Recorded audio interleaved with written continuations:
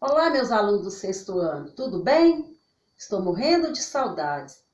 Então, hoje nós vamos começar a nova unidade, o capítulo 3 do livro 2. Vai falar para nós a respeito litosfera, a estrutura e relevo da Terra. Então, prestem bastante atenção. Quando eu falo estrutura, é a formação física do nosso planeta, tá certo? Então, a gente vai perceber que a Terra, ela tem esse desenho aqui, que tem lá no seu livro também, que vai mostrar para nós que a Terra tem 3 grandes domínios, chamado atmosfera, hidrosfera, litosfera.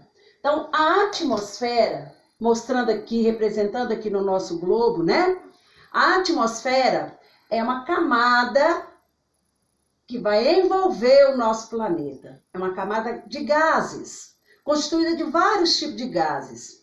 Dentre eles, nós vamos ter o gás carbono, que muitas das vezes é feito da nossa atuação, da ação antrópica do homem sobre a natureza.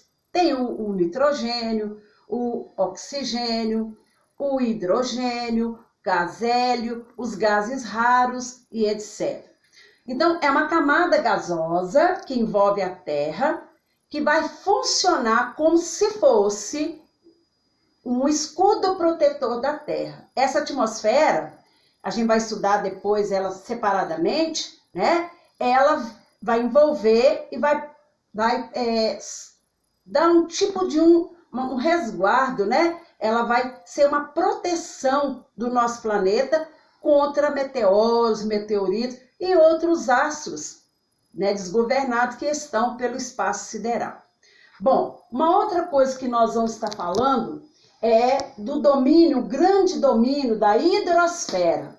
Então, vocês estão vendo essa parte toda azul que está no nosso planeta? Não só a parte de oceanos, mas dentro de cada país, vocês podem ver que tem umas linhazinhas azuis, Aglomeração de água. Então, isso é o conjunto que vai formar o grande domínio da hidrosfera. Então, a hidrosfera ela é formada pela água salgada e pela água doce. Então, é muito importante a gente lembrar disso. O outro grande domínio do nosso planeta é a chamada litosfera.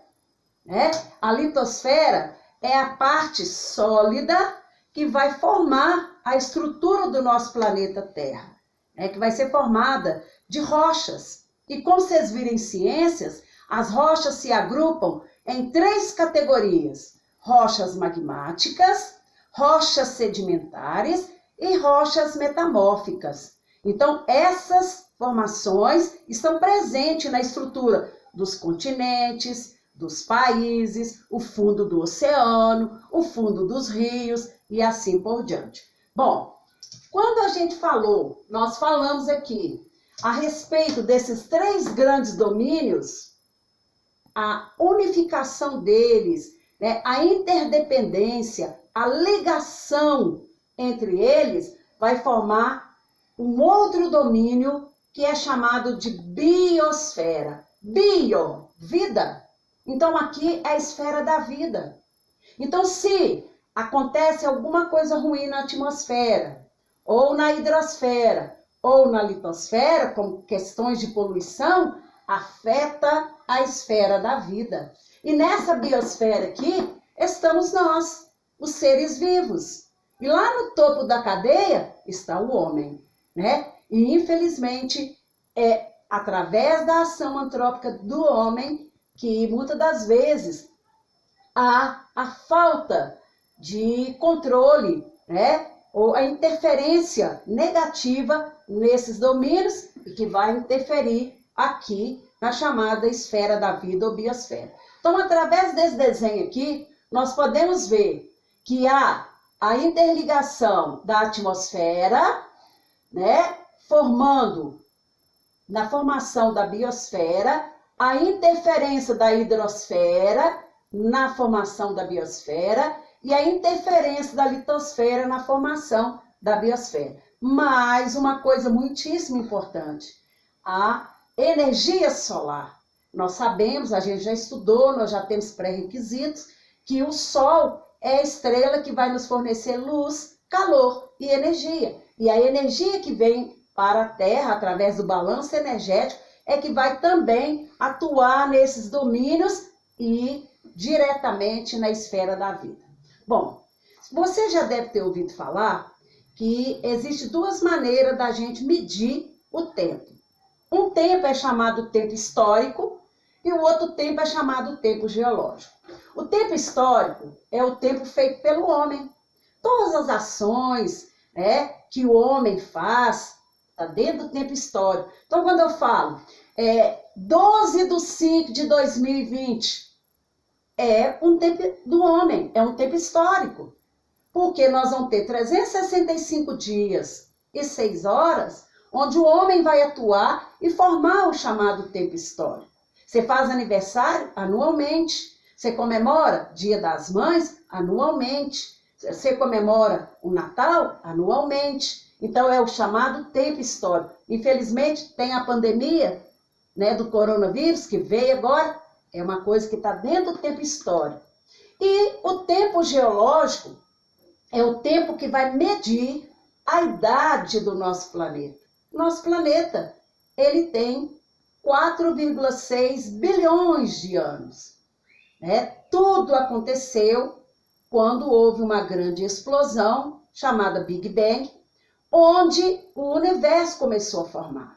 A Terra, no início, ela era uma bola de fogo, não era nesse formato aqui, e ela foi acrescendo, todo o material que vinha, ela, né, ia acrescentando a sua massa, que a Terra também tem massa, ela tem peso, tá certo? Então veja bem que interessante, quando a Terra acresceu e ela formou o tamanho ideal, ela atraiu um satélite, que é o satélite natural da Terra. A Terra só tem um, que é a Lua, certo? Mas há uma diferença grande. Na Lua, a gente não vê atmosfera azul, estrelas com pontinhos brilhantes, né? A gente não vê esse céu azul, porque o que vai fazer com que a gente veja, enxergue esse céu azul, né, ou nublado, e os pontinhos brilhantes, principalmente à noite, é por causa da atmosfera, o grande domínio que envolve a Terra. Como a Lua não tem atmosfera, se eu fosse para a Lua, se eu fosse morar na Lua, né, eu tivesse uma vida lunática, se eu fosse para lá, automaticamente eu ia ver todos os dias o céu preto.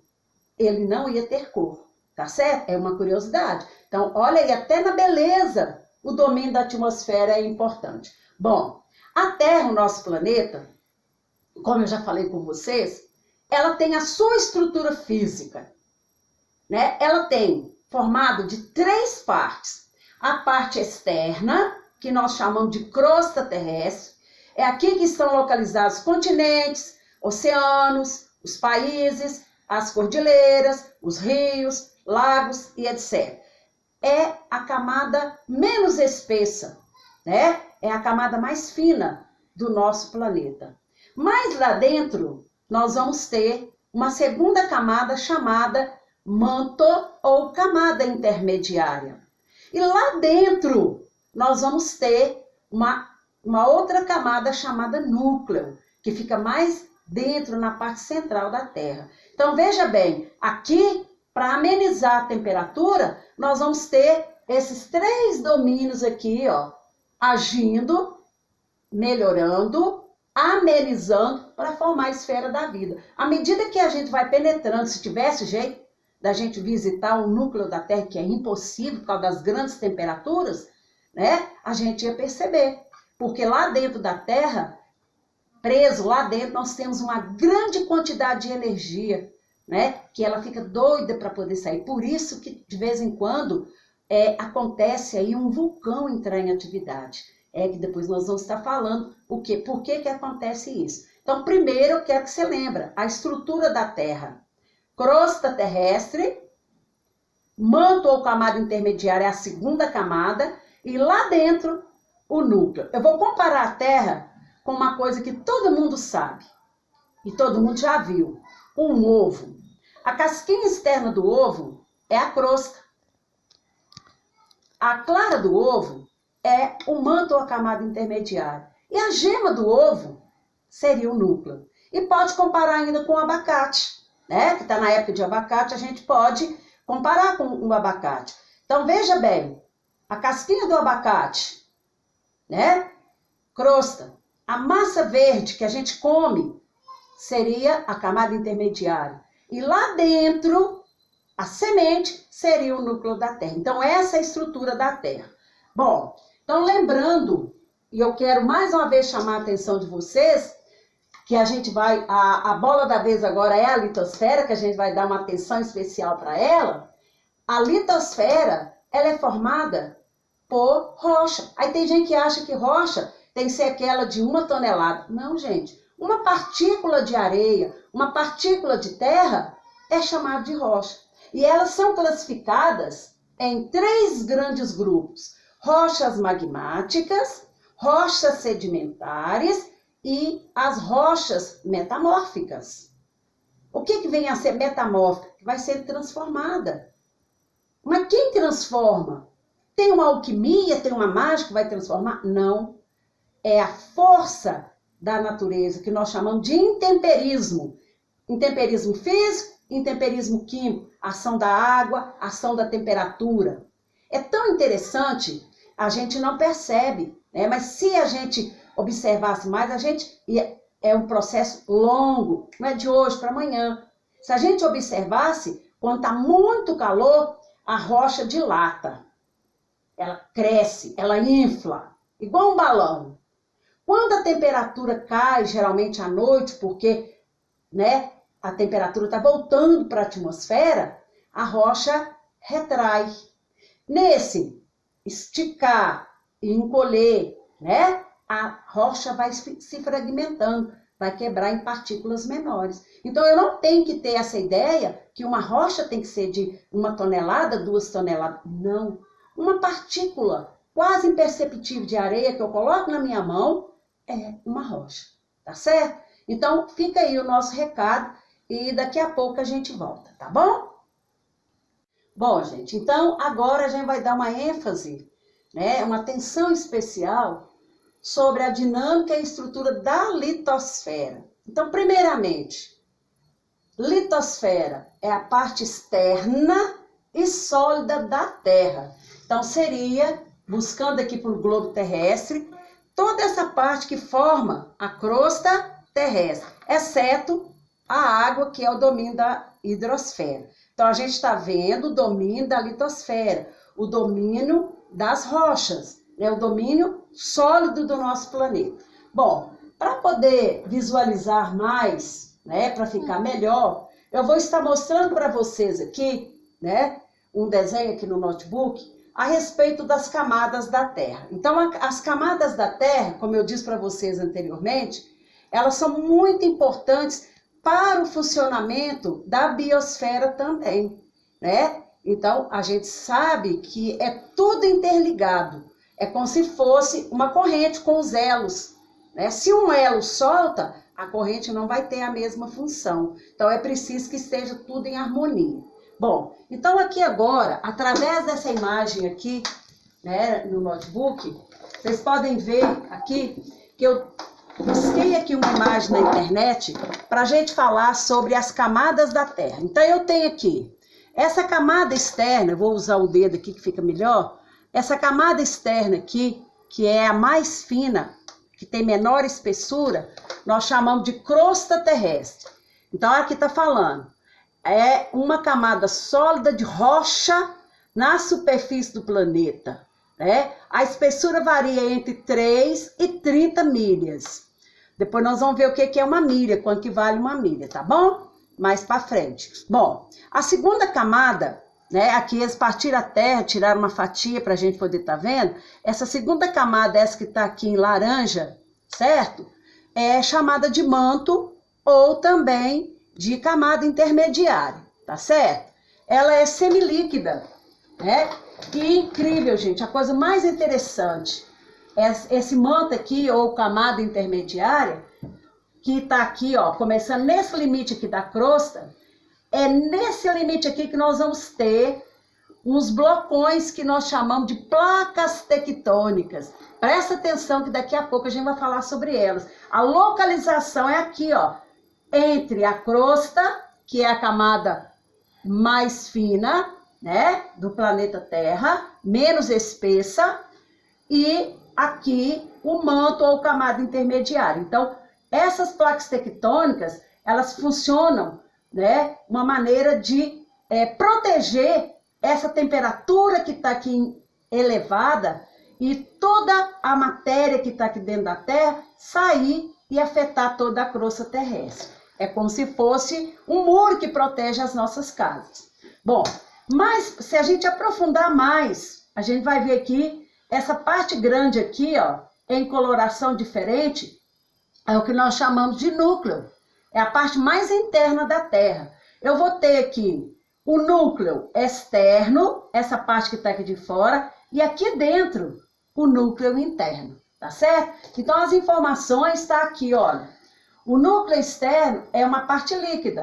Então, aqui, ele é líquido, mas não é líquido igual à água. É como se fosse, por exemplo, né, pastoso. Um mingau de maisena, quando está mexendo o angu antes dele endurecer, é aquilo. Então, é pastoso. É onde a gente vai ter a formação do magma. Magma vai dar origem à rocha magmática, certo?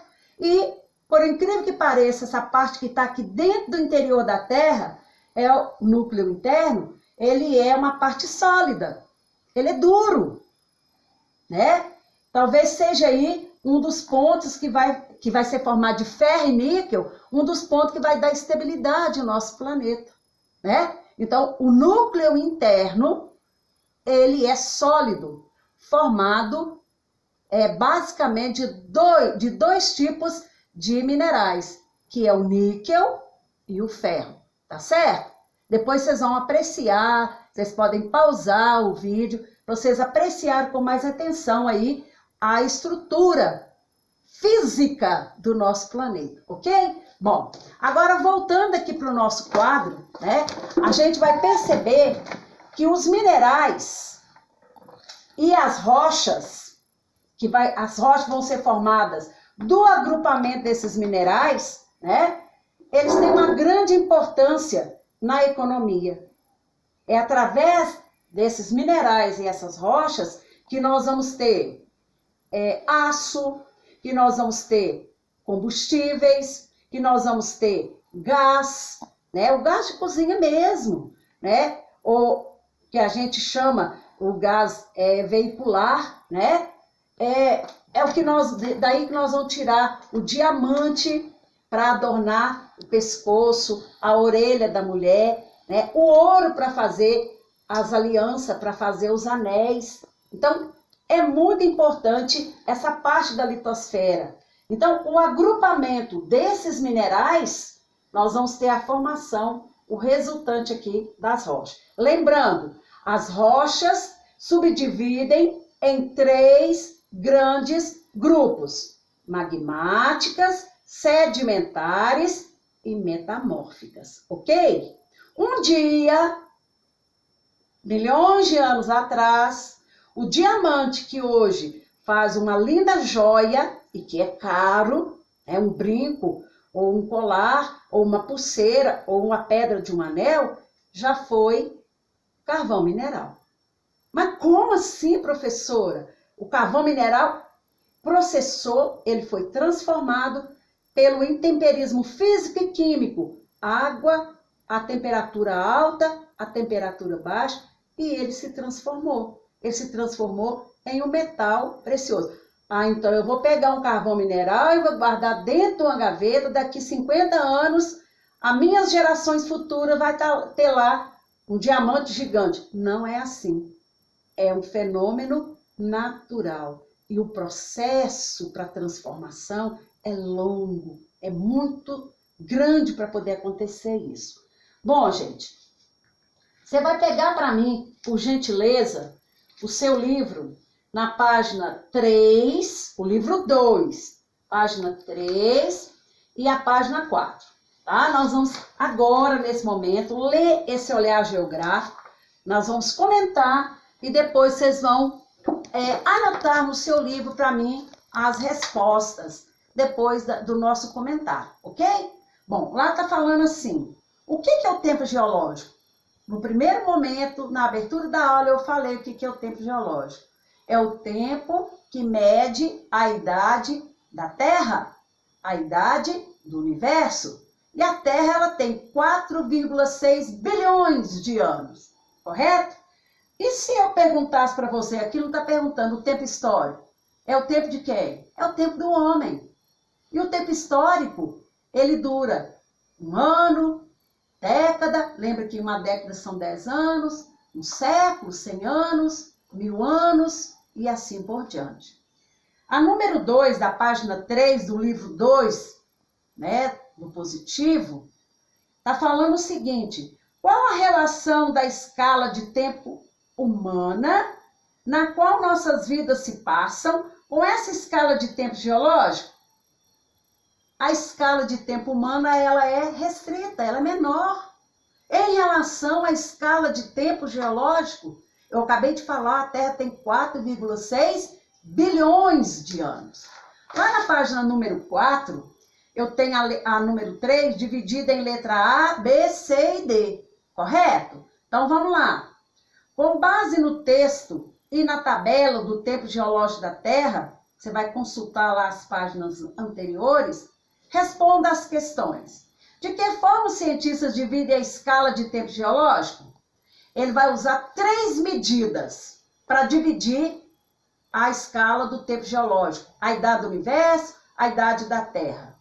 Ele vai dividir em éons, ele vai dividir em eras e em períodos. Né? Então, éons é a unidade maior. Eu vou estar apagando aqui, vou estar escrevendo aqui, né, como que ele vai medir essa idade geológica, né? Como que ele vai estruturar. Porque você fala assim, eu tenho 11 anos, tantos meses e tantos dias. A idade geológica, né, o cientista, ele agrupou assim, ó, a Terra é medida em éons, tem uma setinha aqui, tá? É medida em eras geológicas e é medida em períodos, né? Então, olha bem, se eu chegar aqui e perguntar para vocês qual dessas medidas aqui é a maior, então, éons é a maior, eras é a intermediária e períodos são os menores. Lembrando que a Terra tem 4,6 bilhões de anos. A letra B. Em que era surgiram as primeiras formas de vida? Foi lá na era pré-cambriana. Surgiu os animais aquáticos. A primeira forma de vida foi aquática. Eles falam que os seres, né, os primeiros seres, eles eram unicelulares, só tinha uma célula. Depois ele foi dividindo, né, foi fazendo um processo de mutação, né, que é chamado de meiose, você já estuda isso em ciências, e foi dividindo, né, e passaram a ser pluricelulares, mais de uma célula. A letra C. A era mesozoica é marcada pela presença dos dinossauros na superfície do planeta. Está afirmando, não está me perguntando. É formada por 3 períodos. Descreva tais períodos, informando o que ocorreu com esses répteis em cada um. Primeiro, o período Triássico. Houve o surgimento dos dinossauros. O outro período, o Jurássico, os dinossauros se expandiram. Tem até o filme que fala Jurassic Park.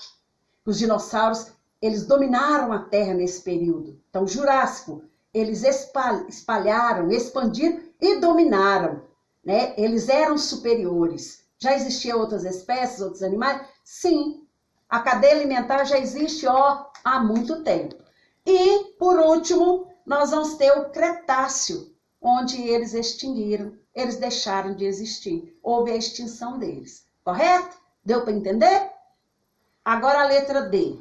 A palavra cenozoica tem origem grega. Ela é uma palavra grega. Cite um evento importante dessa era menor do que éons, relacionado ao ser humano. Então, vários, a gente pode falar vários, né? Primeira coisa, ela marcou o surgimento da espécie humana. O homem, quando ele surgiu, nós já sabemos, vocês já viram em história, ele era diferente do homem de hoje.